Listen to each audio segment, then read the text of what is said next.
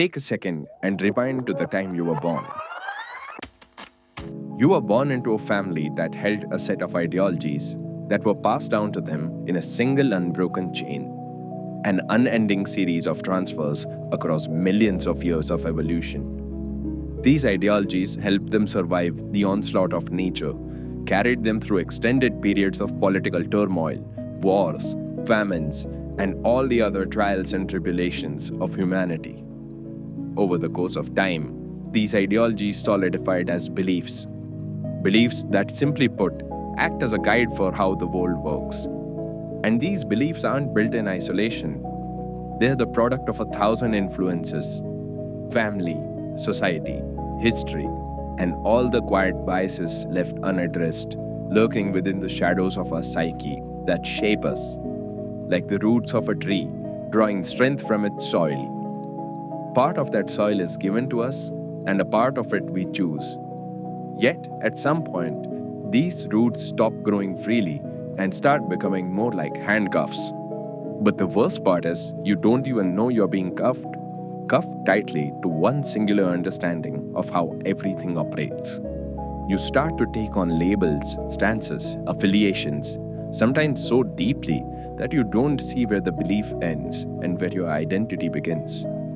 We are hardwired right from the moment we are born with certain tendencies, personality traits, even preferences that make us more likely to lean one way or another. There are countless nature versus nurture studies that highlight this. Take this famous study of twins, for instance. Researchers looked at identical twins raised apart and found striking similarities in their political views, often more similar than those of fraternal twins raised together. The genetic overlap in identical twins means that certain predispositions, like a tendency to seek novelty or alternatively a desire for stability, are passed down and can shape political orientation.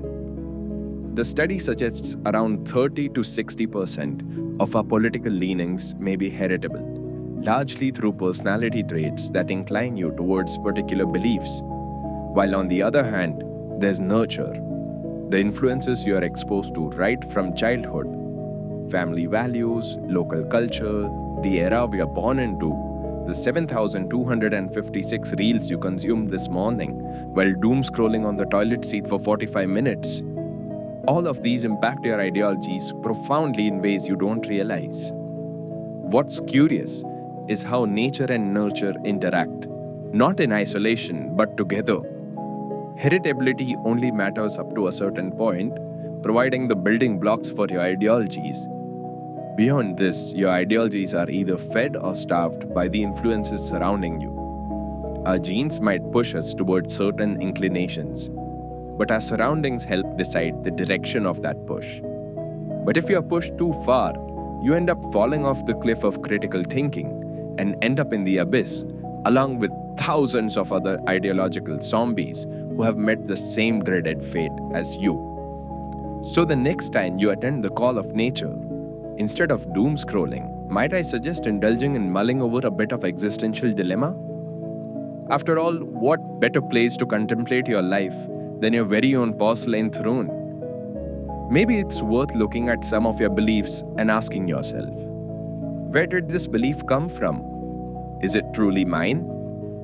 Or am I just mindlessly regurgitating a piece of meaningless drivel that's been passed down to me, that I've based most of my life decisions on, and am completely oblivious to the inner workings of it?